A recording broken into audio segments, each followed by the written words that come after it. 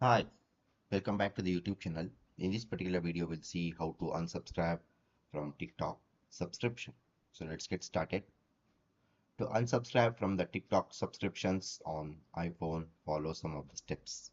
Open the App Store on your device, tap on profile icon in the top right corner of the screen, tap on manage subscriptions option, find the TikTok subscription and select it.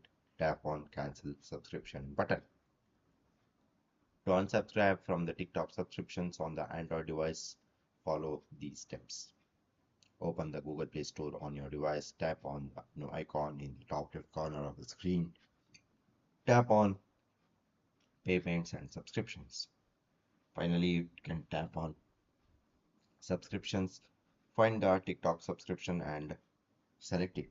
Tap on cancel subscription button. Okay, so that's all about this particular video, guys. I hope you like this particular video. Please do subscribe to the YouTube channel. See you in a while. Thank you. Bye bye.